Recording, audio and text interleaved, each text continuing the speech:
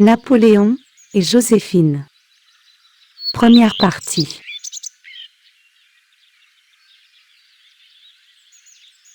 Le couple mythique, formé par Napoléon et Joséphine, éveille aujourd'hui encore la curiosité, tant ces deux caractères semblent opposés en tout point.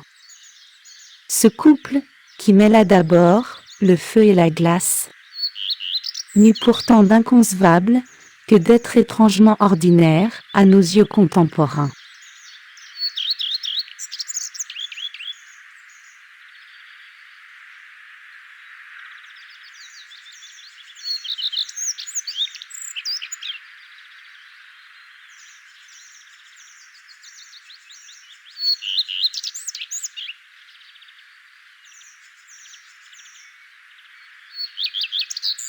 Joséphine de Beauharnais, 1763 à 1814.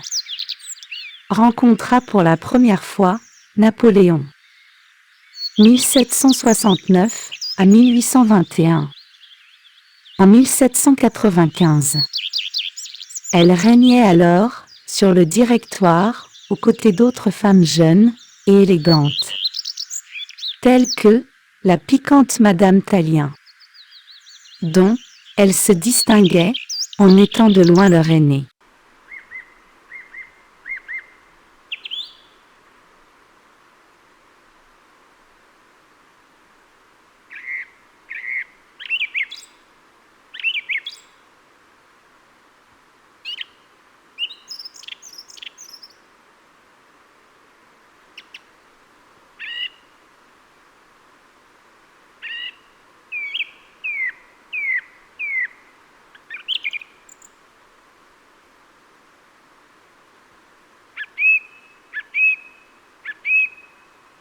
Joséphine était âgée de 32 ans, veuve et mère de 2 enfants.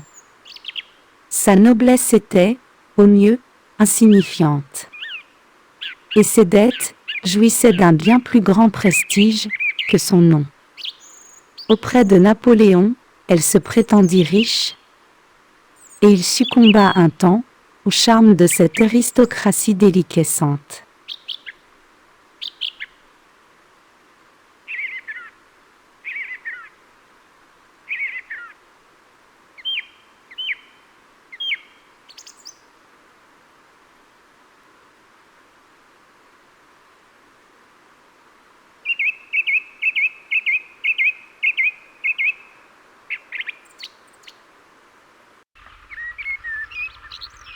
Pas assez riche cependant pour ne pas faire vérifier le réel état des finances de sa dulcinée. Mais qu'importe. Ce jeune homme, à qui Paul Barras promettait un grand avenir, devait bien reconnaître que le mariage lui serait financièrement plus favorable qu'à elle.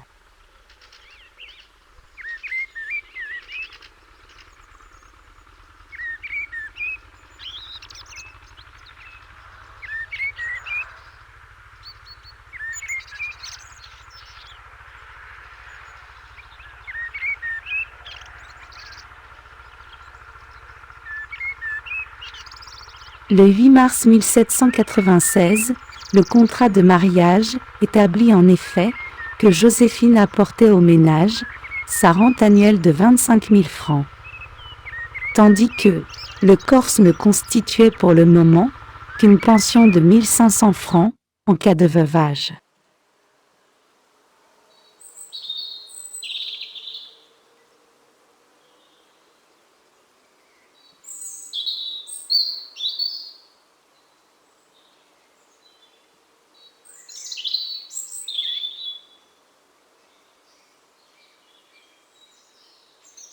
Napoléon fut amoureux fou de sa Joséphine.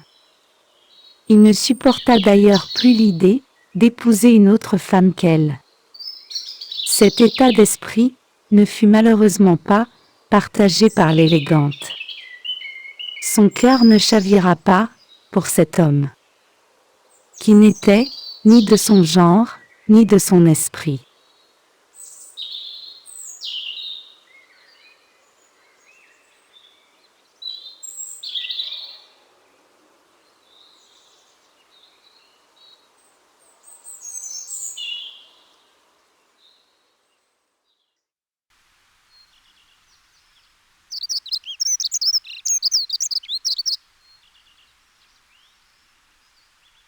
Ce qui la décida fut précisément ce qui, dès le début, les sépara. Pour elle, le mariage était, comme sous l'Ancien Régime, une affaire de convenance et d'intérêts mêlés. Mais, en aucun cas, une affaire de sentiments.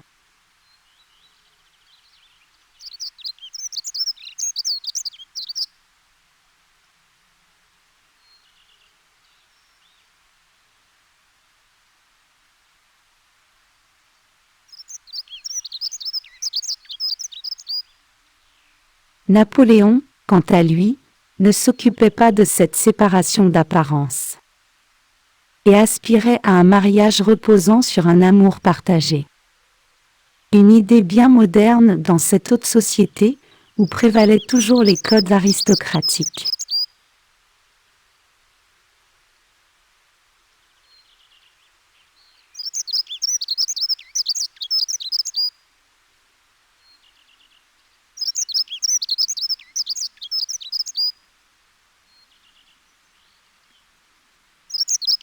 Lorsque Joséphine consentit enfin à ce mariage, ce fut avant tout dans le but de préserver son existence mondaine et la sécurité de ses enfants.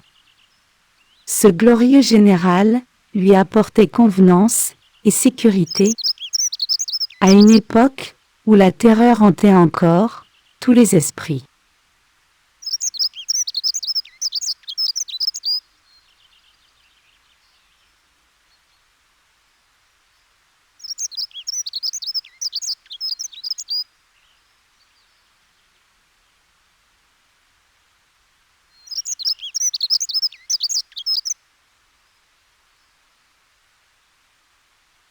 Lui s'imaginait mari comblé et aimé d'une épouse qui prendrait soin d'entretenir un foyer respectable et heureux.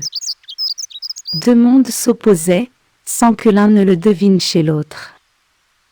Leur correspondance le démontre clairement.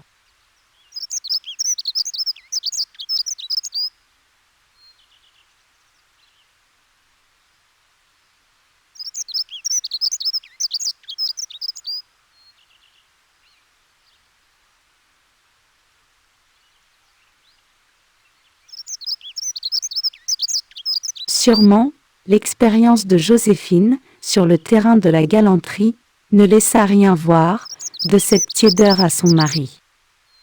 Pourtant, une fois celui-ci parti en Italie, l'indifférence non dissimulée de Madame Bonaparte face aux suppliques du général marqua les esprits parisiens.